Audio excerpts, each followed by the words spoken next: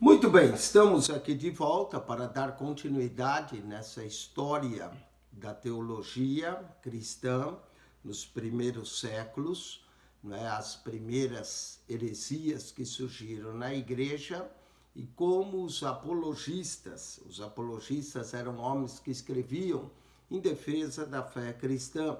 Ainda hoje, grupos de apologistas que defendem a fé cristã contra seitas chamadas pseudo-cristãos, e tenta defender a fé mostrando a verdade da palavra de Deus.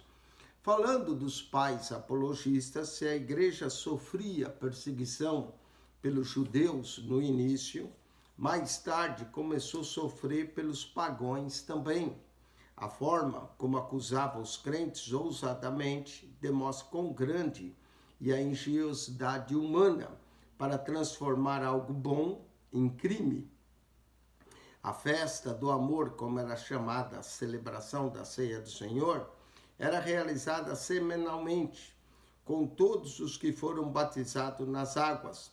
Todavia, os delatores distorciam o significado do amor cristão para acusar os crentes de práticas imorais, como o canibalismo, por exemplo, pois o ato da ceia repetia-se as palavras deixadas por Jesus, as quais Paulo também repetiu: tomai, comei, isso é o meu corpo que é partido por vós, fazei isso em memória de mim.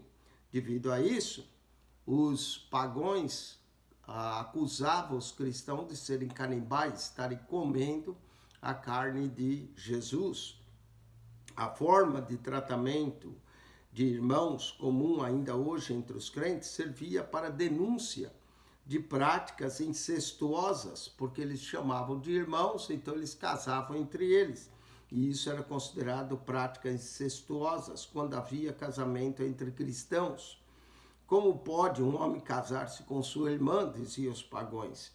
Os crentes eram acusados também de serem ateus, mas respondiam que se fossem ateus, então os filósofos do passado, porque por não adorar o imperador, eram considerados de ateísmo. E aqueles seus acusadores veneravam os ídolos. Também eram, pois alguns deles diziam que os deuses eram invenções humanas.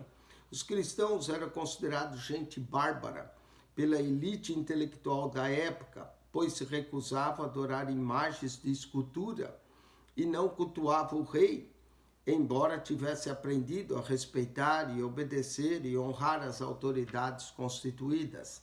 Os primeiros cristãos sofriam essas e outras acusações indevidas, apesar de terem procedido do judaísmo, religião cuja doutrina é que está registrada no Antigo Testamento, tendo como Deus aquele que criou o mundo, que chamou Abraão de Ur dos Caldeus e fez dele uma grande nação.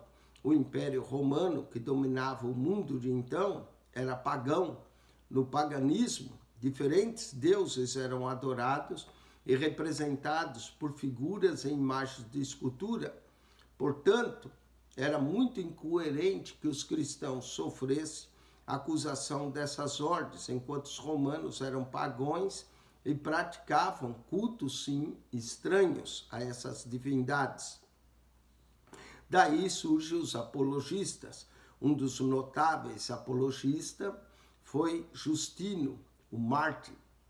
Para defender a igreja perante os tribunais, alguns célebres se levantaram, dentre eles o filósofo Justino, conhecido como o mártir, que viveu do ano 100 ao ano 165 depois de Cristo. Como filósofo, dedicava-se aos estudos de Platão e Pitágoras, dos estoicos e de Aristóteles. Ele era um inquiridor da verdade, buscava incessantemente na filosofia, pois essa estava vencido do que encontrar nela até se converter. Justino escreveu 2 obras apologéticas, entre outras. Nunca deixou de ser filósofo, mesmo depois de se converter a Cristo. Ele soube aliar os seus conhecimentos de filosofia na defesa dos cristãos. Justino buscava aliar o cristianismo à sabedoria dos filósofos clássicos como Sócrates e Platão, os quais reconheciam que ainda de todos os deuses há um ser supremo e que há uma vida além da morte, exatamente como os cristãos pregavam. Para explicar essa proximidade de pensamento, Justino buscou habilmente a razão da fé cristã no termo do logos. Para os filósofos gregos, o logos era a razão universal e a mente é capaz de compreender tudo quanto participa do logos. Ora, João já havia apresentado Jesus como logos no prólogo do seu evangelho. Para Justino, em um certo sentido, os filósofos do passado, como Sócrates, Platão e outros famosos, para ele eram cristãos. Justino defendia que a tradição profética do Antigo Testamento vem antes da filosofia grega, tanto a mensagem elevada do cristianismo como as vidas transformadas dentro dele confirmam a sua veracidade e sua superioridade. Contudo, Justino, o mártir, tinha ideias não condizentes com a doutrina cristã de base apostólica. Ele acreditava que o Logos divino, o Filho de Deus, implanta as suas sementes em muitos lugares, dentro e fora da religião cristã, e também que a filosofia grega, em seus melhores aspectos, como nos escritos de Platão, servia de aio para os pagãos, para conduzi-los a Cristo. Da mesma forma, Paulo usou que a lei era aio, Justino usou que a filosofia era aio para os pagãos, para conduzi-los a Cristo, mais ou menos como a lei mosaica fazia com os judeus. Ele também acreditava que a erudição filosófica ajudava as pessoas a compreender melhor a fé cristã. A semente do Logos era implantada por toda parte, encontrando no cristianismo o melhor plantio e cultivo. Nesse sentido, ele colocava Jesus não como Logos divino exclusivo, mas como mais um Logos, embora reconhecendo que ele era o melhor dos Logos. Mas não basta reconhecer que ele é o melhor, é preciso reconhecê-lo como único.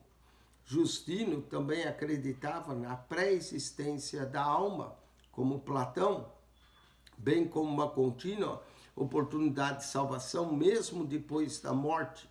Ele foi martirizado por sua fé entre o ano 163 a 167 depois de Cristo.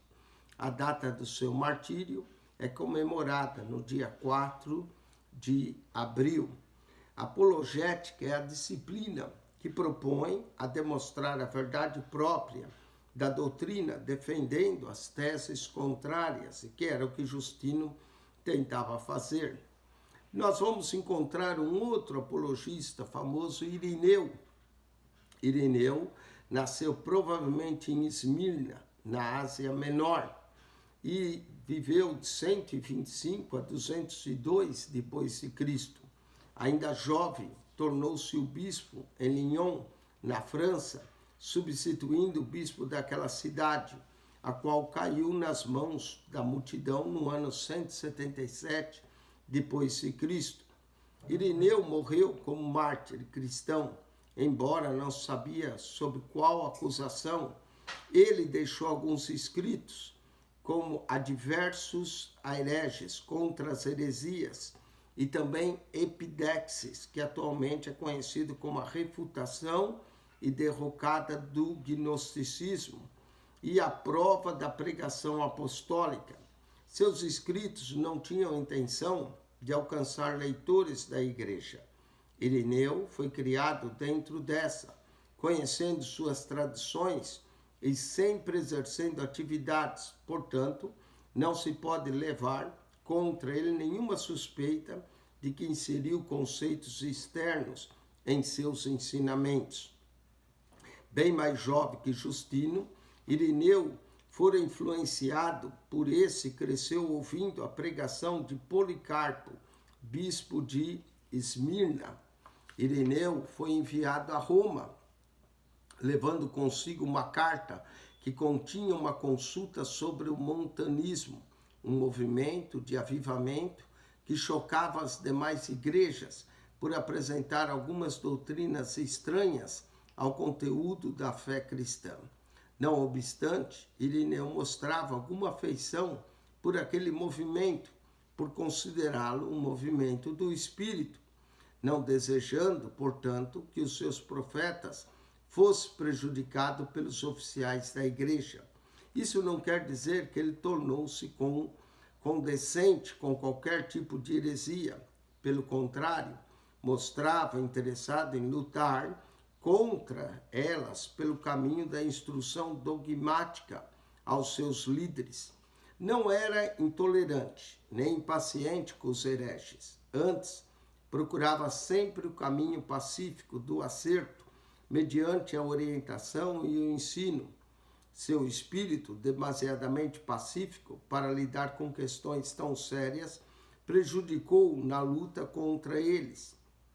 Ireneu tratava os hereges apenas como inovadores e não como ameaçadores perigosos à ortodoxia cristã, mostrando certa ingenuidade e simplicidade, a ponto de seus escritos anos mais tarde não serem tão apreciados por outros pais gregos da igreja. Ireneu trouxe grande colaboração às escrituras, sendo o primeiro teólogo a colocar os 4 evangelhos e alguns escritos apostólicos ao lado do Antigo Testamento, citando-os como escritura, dando assim origem à Bíblia como um livro de 2 volumes, o Antigo e o Novo Testamento. Ele defendia o fato de que a igreja está fundada na palavra dos apóstolos, por intermédio do Espírito Santo, o qual dá seus dons, e ela, fazendo, a expandir-se-á por todo lugar. Ireneu via a igreja como um novo paraíso plantado na terra. A igreja é o lugar onde o Espírito Santo trabalha, impedindo as pessoas de pecarem. Apesar de todo o seu zelo contra as heresias, Ireneu acreditava na possibilidade da salvação após a morte. Essa doutrina é bem acolhida pela Igreja Católica Romana, que faz oração pelos mortos, pois acredita no purgatório e na possibilidade de alguém sair de lá rumo ao paraíso. O outro apologista que vamos ver é Clemente de Alexandria. Clemente de Alexandria viveu no ano 150 depois de Cristo a 215 depois de Cristo. Provavelmente nasceu em Atenas e foi filósofo neoplatônico que na idade adulta converteu-se ao cristianismo, em uma época em que a maioria dos cristãos era analfabeta e não mostrava nenhuma simpatia pelos intelectuais. Clemente destacou-se como intelectual usando a filosofia a serviço da fé cristã, principalmente no combate aos gnósticos. Ele dizia que a filosofia e o cristianismo não são opostos entre si e que a filosofia pode servir como uma espécie de escola preparatória para os que obtêm a fé através de provas. Clemente chegou a Alexandria no ano 180 depois de Cristo e passou grande parte da sua vida lá atuando como professor. Seus alunos eram pagãos, judeus, filósofos e havia cristãos letrados entre eles também. Os não cristãos acabaram convertendo-se. Em Alexandria concentrava-se grandes intelectuais e era lugar de difusão da cultura helenista. Antes, porém, Clemente viajou por Iônia, Magna, Grécia, Síria, Egito, Assíria e Palestina, em busca de algum mestre que lhe ensinasse a doutrina cristã. Normalmente, Clemente não se convencia dos mestres que achava, até que o sexto deles, Panteno, o qual superou todos os mestres que havia conhecido antes, foi capaz de lhe apresentar uma boa interpretação das Escrituras. Como não temos nenhuma escritura deixada por Panteno, não é possível saber o que ele pensava. Em 189 d.C., Clemente substituiu seu mestre. Ele procurou basear seus ensinos nas Escrituras, mas não tinha preconceito em ler qualquer literatura divergente, especialmente a dos gnósticos, para saber qual era o pensamento deles. Clemente vivia interessado no conhecimento das antigas revelações, das tradições secretas e do mistério. Ele vivia em busca da verdade, buscava em Platão, mas declarara tê-lo encontrado no Logos divino, que é Cristo. Entre suas obras de ética, teologia e comentários bíblicos, destaca-se a trilogia formada por exortação, pedagogo e miscelâneas. Clemente defendeu a teoria da causa justa para a rebelião contra o governante que escravizasse seu povo. Em O Discurso, escreveu a salvação dos ricos e sobre temas como o bem-estar, a felicidade e a caridade cristã. Preocupou-se com a questão social, pregando contra as riquezas, e também demonstrou grande interesse pela obra missionária. Na ética cristã, mostrou-se um tanto quanto liberal. Diferenciava o cristianismo do judaísmo em termos de rigor ético. Clemente era totalmente contra as ideias ascéticas que impunham formas de radicalismos.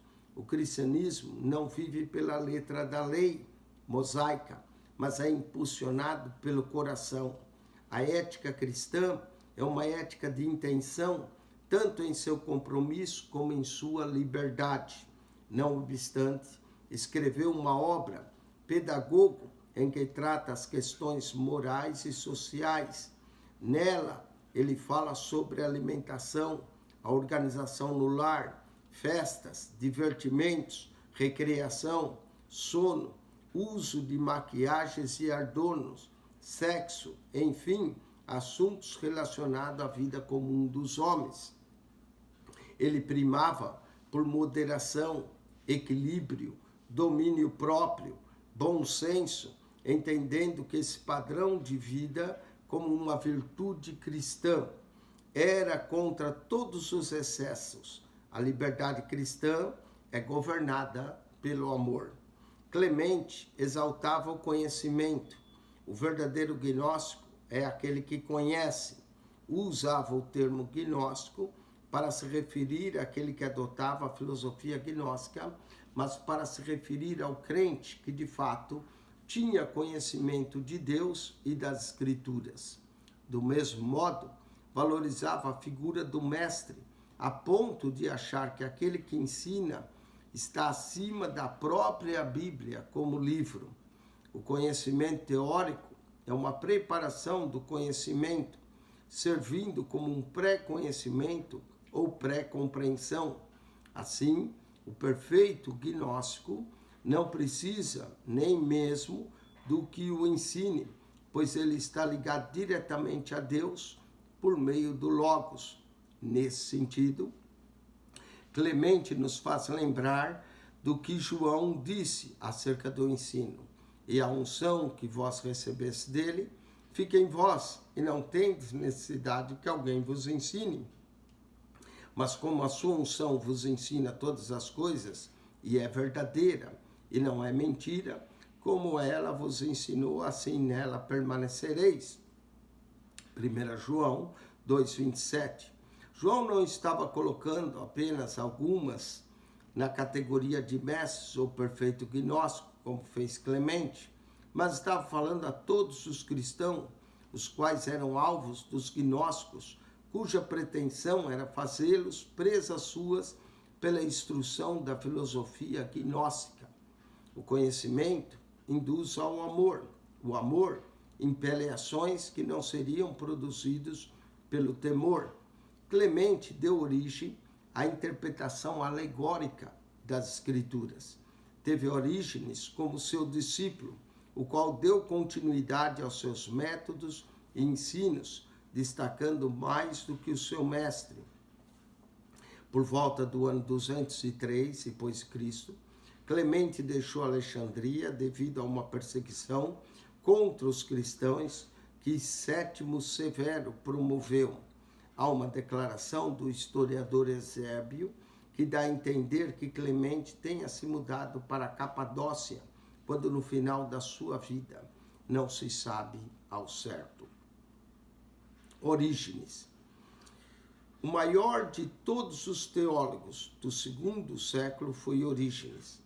Sem dúvida, nasceu em Alexandria em 185 depois de Cristo e morreu em Tiro em 254 depois de Cristo. Depois de ser perseguido e torturado por ordem do imperador Décio, seu pai Leonidas, que também fora mestre dedicado a ensinar matemática, gramática e retórica, além de ser mestre cristão, foi vítima de uma perseguição movida contra os cristãos, sendo martirizado em Alexandria no ano 202 depois de Cristo.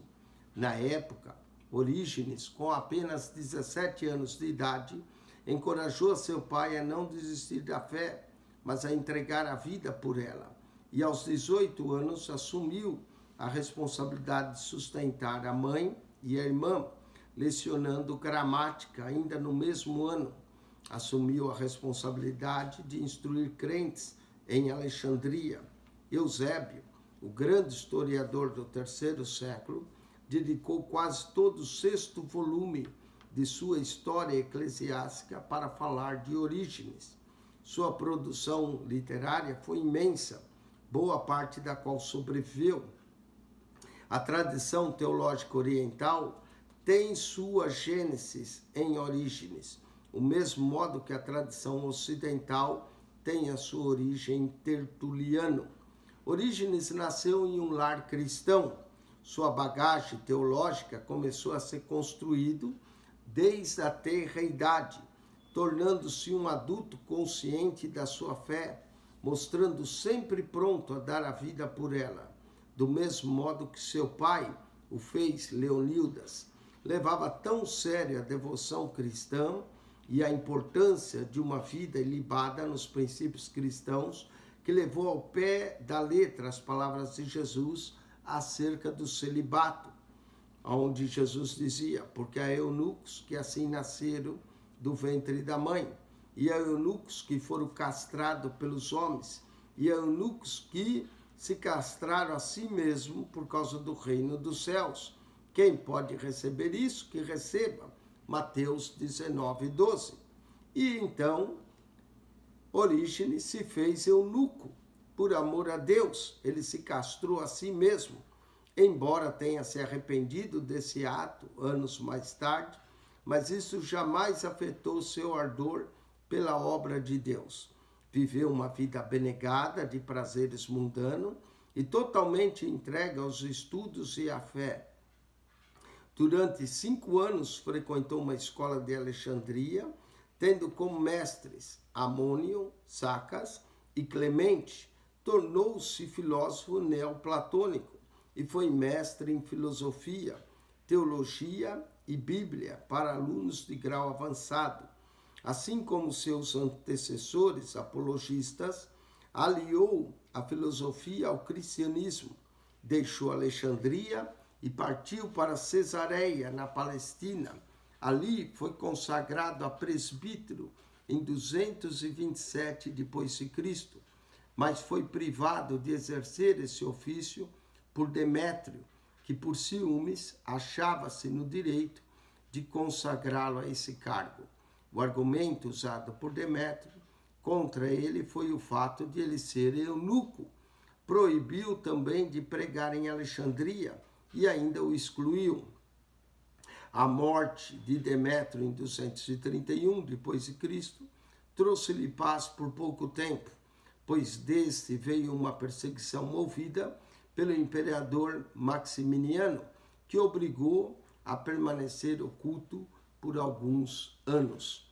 Orígenes, assim como Clemente de Alexandria, seguia uma interpretação alegórica da Bíblia. A alegoria é uma figura de linguagem empregada para ilustrar algum fato por meio de uma figura.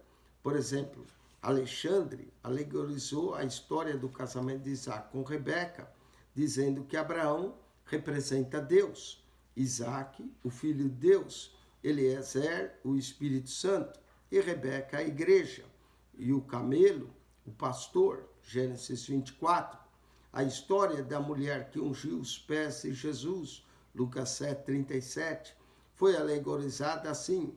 O unguento tipifica o ensino divino. Os pés de Jesus são os apóstolos. A alegoria muito usada dos pregadores pentecostais, às vezes é um método perigoso, pois ousa dar significado até mesmo a textos que devem ser compreendidos literalmente, ou pelo método histórico-gramatical. Ele aparece nas Escrituras raramente, como Gálatas 4:24, onde Paulo faz uma alegoria entre Agar, com o filho da escrava, que são os filhos da lei, e Sara, os filhos da promessa, como os filhos da graça. Vamos para a contribuição teológica de Orígenes. Sua capacidade retórica era invejável. Usava a favor da mensagem cristã, levando homens ilustres a renderem-se a Cristo. Em sua viagem à Arábia, refutou o bispo Berilo, porque esse negava a pré-existência de Cristo antes da sua vinda como homem. Convencido do seu erro, Berilo retratou-se. A literatura de Orígenes foi considerada a mais importante de todos os mestres cristãos até os dias de Agostinho, embora Orígenes também tivesse sofrido oposições e críticas. Ele é conhecedor profundo da língua hebraica. Ele produziu uma obra chamada em grego hexapla, que significa sextuplo. Tratava-se de coletânea de versões diferentes, gregas, hebraicas do Antigo Testamento, dispostas em colunas paralelas. Escreveu também contra Celso, considerando por muitos a mais obra completa apologética da Igreja Antiga. Celso era filósofo platônico. Escreveu o verdadeiro discurso em 177 d.C., contra o cristianismo, usando tudo o que a incredulidade pagã tinha de mais sórdido como argumento para fazer oposição ao cristianismo. Essa obra foi a que Orígenes rebateu. Outras produções literárias importantes de Orígenes foram comentários bíblicos sobre o livro de Jeremias, Cantares, Mateus, Romanos e uma obra homilética em Lucas, além de livros menores sobre orações e um livro sobre os martírios. A interpretação do Evangelho de João cobre 32 volumes até o capítulo 33, o capítulo 13, verso 33. Somente para explicar as 5 primeiras palavras de João, ele gastou um volume inteiro. R.N. Chaplin organiza os escritos de Origem de forma didática, elucidando-os metodologicamente em 4 categorias. Primeiro, pondo fim à ameaça gnóstica contra a Igreja. Segundo, harmonizando os escritos de Platão com a doutrina cristã.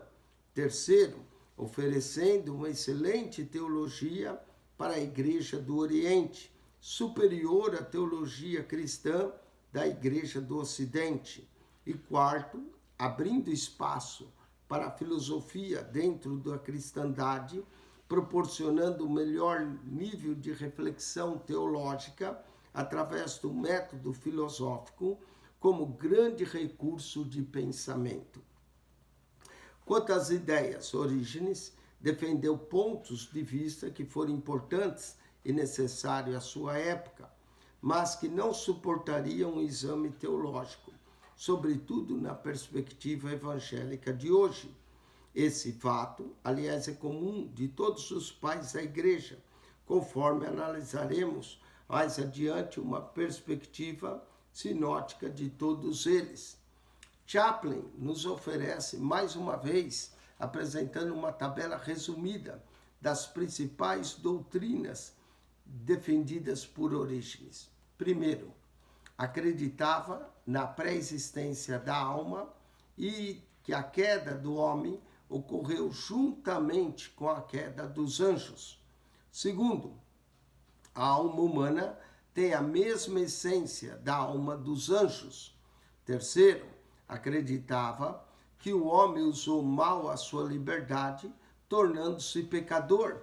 Todavia, devido ao fato de ser criado à imagem de Deus, o homem retém sua liberdade. Acreditava que Cristo veio para garantir-lhe a redenção. Quarto, o Logos uniu-se à alma humana na encarnação e na redenção, e ele conduz a alma humana até a essência do Logos, mas acreditava que somente Deus, o Pai, não nasceu. Como se relaciona com o Filho, com o Pai? Com base em sua doutrina do nascimento do Filho na eternidade, Orígenes dizia que o Logos é da mesma essência do Pai e está subordinada a ele. O Filho é o segundo Deus, apenas o Pai não nasceu. O Pai é aganetos, tanto o conceito de homócios como o subordinacionismo, portanto, encontra-se na teologia de Orígenes. Para Orígenes, o Filho está subordinado ao Pai. Dessa forma, o Pai se torna superior ao Filho. Quinto, o ministério do Logos é abrangente, sendo em sua missão capaz de alcançar os espíritos dos homens, onde quer que esteja na terra, no Hades ou onde for, e em eras futuras. Acreditava que a redenção universal absoluta faz parte da vontade de Deus. Dessa forma, Orígenes era universalista, que crê que no final todos serão salvos. Sexto, sua posição trinitária foi de grande ajuda para a Igreja nos concílios em que o assunto foi debatido, favorecendo o posicionamento correto na definição dessa doutrina. Jesus é tanto o Logos como é o Redentor, e o Espírito Santo é o mediador entre Deus e os homens. Sétimo, o mundo material é uma escola, e os mundos materiais existem como lugares de provas que acompanham a redenção. Oitavo, outros mundos espirituais existem como lugar de provas para testar e redimir a alma. Nesse sentido, a doutrina de Orígenes dá sinal de crença espírita, pois além de acreditar em outros mundos, acredita também que eles são necessários para aqueles que não estão devidamente redimidos para entrarem no céu. A salvação não se completa a não ser após a morte, que é o processo de purificação contínua após a morte. Como resultado disso, os homens são conduzidos à perfeição e reunidos com Deus. Nono, seus escritos dão indícios de que ele acreditava também na reencarnação, em alguns casos especiais. Nos mundos especiais, as almas têm a oportunidade de salvação. Décimo, para resolver algumas questões incompatíveis entre o Antigo e o Novo Testamento, adotava um método alegórico, a exemplo de seu mestre Alexandre. O método alegórico também foi uma arma usada para escapar das acusações gnósticas contra o Antigo Testamento, já que o teor e o Deus do Antigo Testamento não eram aceitos, principalmente pelos marcionistas. A espiritualização do Antigo Testamento pela alegoria, era usada como forma de torná-la aceitável. A alegoria foi uma característica bastante peculiar da escola de Alexandria de interpretação. Orígenes estava convencido de que a alegoria era a verdadeira forma de interpretar as escrituras. 11º, o pecado acompanha o homem já desde antes de nascer, mantém-se nele, nesse mundo, e o acompanha depois para os outros mundos espirituais. O corpo físico é um cativeiro para a alma e serve de castigo por causa do pecado. Essa ideia é platônica. Um dia o Logos alcançará a todos finalmente. Aí vem o universalismo de Orígenes. 12º, Deus nunca desiste do homem. Por isso, a liberdade humana será posta em harmonia com a razão do Logos. 13º, o lado físico de Cristo foi progressivamente absorvido pelo divino, de modo que deixou de ser homem. Para Orígenes, Cristo foi se tornando divino conforme foi obedecendo.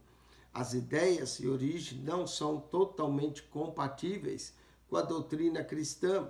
Pelo contrário, estão em alguns sentidos bem distantes dela. Por isso, ele foi rejeitado por teólogos que vieram mais tarde, como Jerônimo, Epifânio, Teófilo de Alexandria. O Concílio de Constantinopla, de 543 d.C., condenou parte dos ensinos de Orígenes. Olhando uma visão conjunta dos pais apologistas. Os pais apologistas foram os grandes defensores do cristianismo do segundo século. O último dos apóstolos foi João, que morreu no fim do primeiro século. Naquele tempo, a igreja estava bem infectada pela presença e pelo ensino de falsos mestres. Os apóstolos combateram-nos quando puderam, mas depois deles vieram os apologistas, como Justino, Irineu, Clemente de Alexandria, Orígenes, entre outros. Por maior que fosse o zelo demonstrado por eles, o ponto que conseguiram praticamente erradicar o gnosticismo, como foi o caso de Orígenes, eles próprios plantaram algumas sementes daninhas na seara do mestre, apresentando doutrinas estranhas ao pensamento bíblico neotestamentário, desenvolvendo algumas crenças que acabaram sendo incorporadas às doutrinas da Igreja do Oriente, bem como mais tarde a Igreja do Ocidente.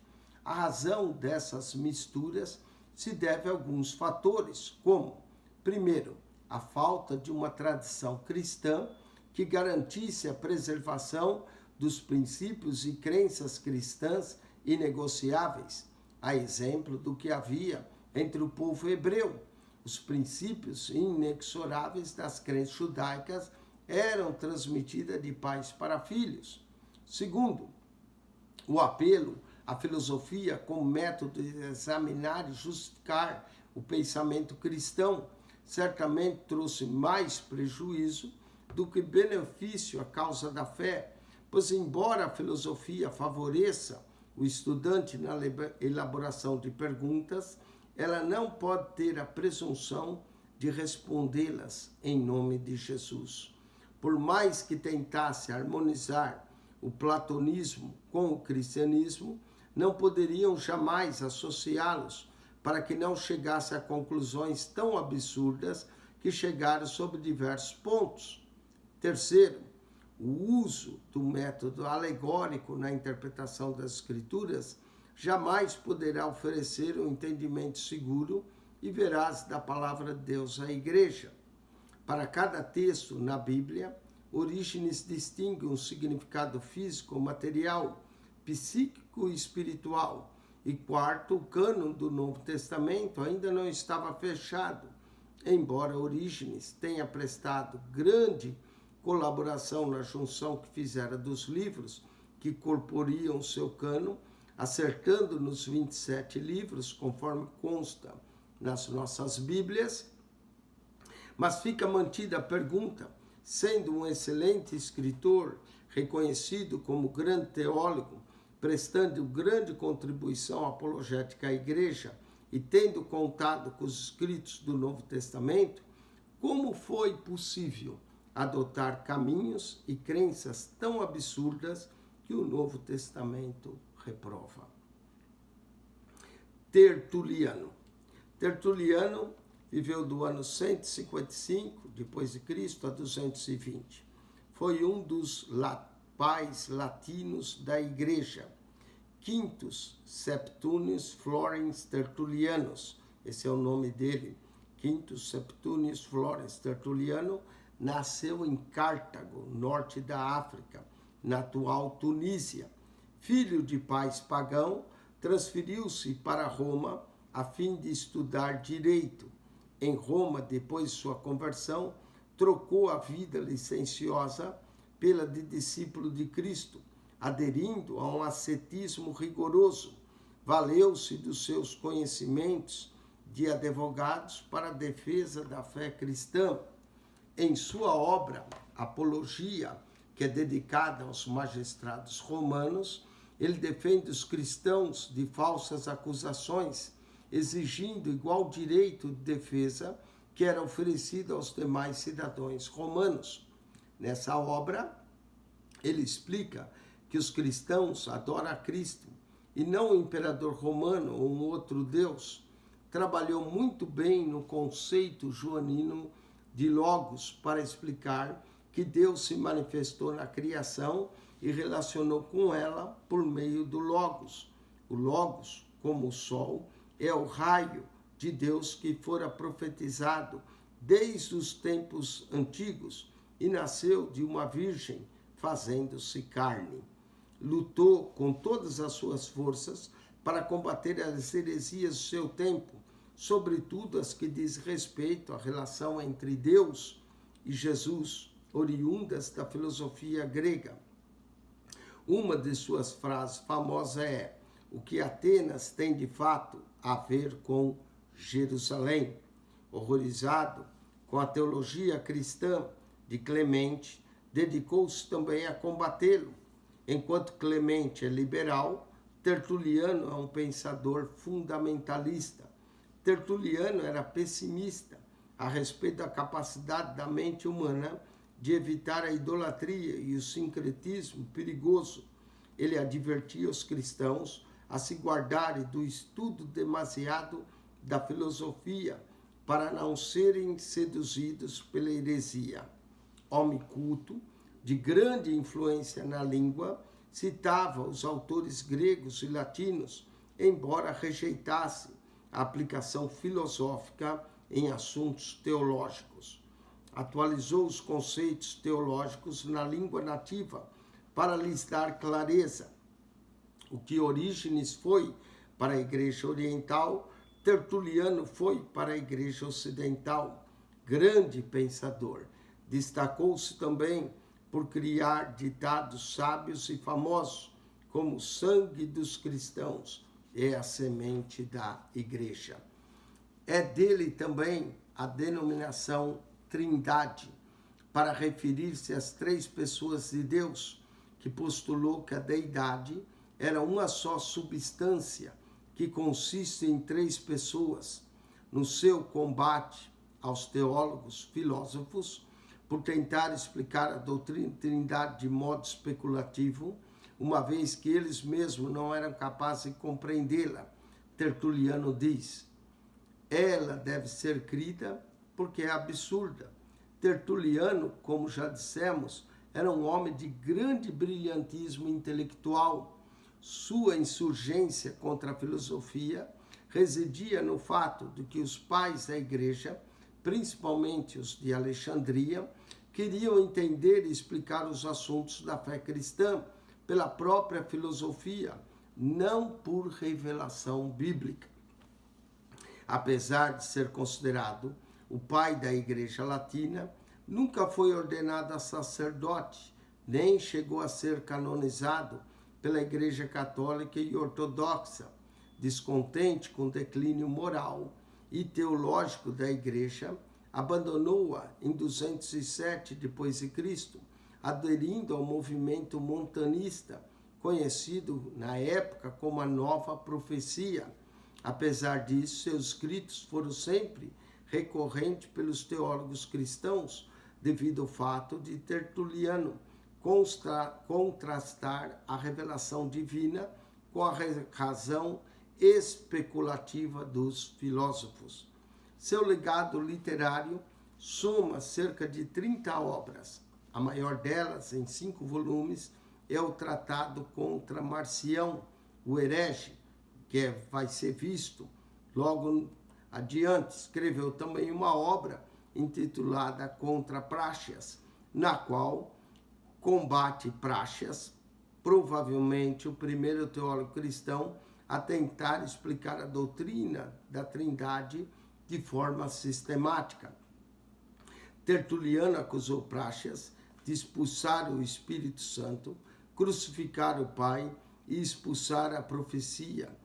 Como montanista, Tertuliano defendia a prática comum da profecia. Falando do montanismo, Montano viveu de 120 d.C. a 180, denominava-se profeta, portador de uma nova revelação.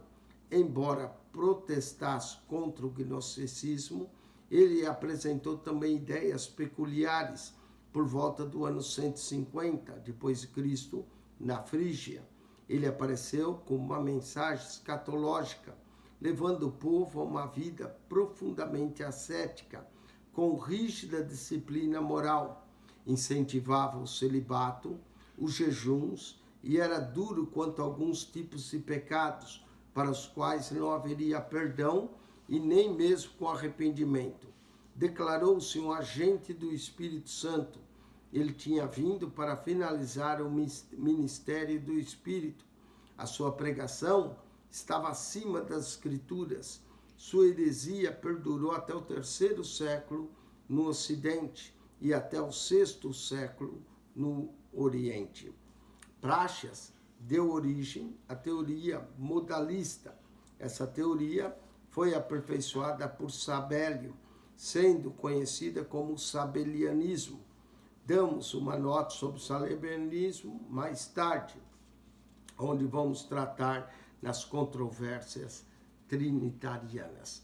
Nosso próximo assunto será as controvérsias trinitarianas, onde vamos falar da Trindade. Estaremos cobrindo o monarquianismo ário, atanásio, os pais capadócios que defenderam a doutrina da Trindade, a reação de Agostinho. Vamos também tratar o Concílio de Nicéia, tudo isso na próxima lição. Que Deus te abençoe, que a graça de nosso Senhor e Salvador Jesus Cristo seja contigo. Eu espero que, através disso, você possa ter aprendido um pouco mais sobre alguns pais apologistas. Nós cobrimos basicamente 5 pais, né? Justino Mártir, Irineu, Clemente de Alexandria, Orígenes e Tertuliano. E esperamos ter dado uma visão geral desses pais apologistas para você. Também nós temos no nosso canal comentário de toda a Bíblia. Ao entrar, PR Eugênio Piacentini, clique na foto redondinha, você vai achar um menu, vai clicar no playlist e lá você acha as pastas organizadas de Mateus ao Apocalipse, de Gênesis até Malaquias. Ajude-nos a divulgar o nosso canal. Esse canal é para as pessoas que querem aprender Bíblia e agora nós estamos cobrindo também uma parte teológica, contando da história da teologia.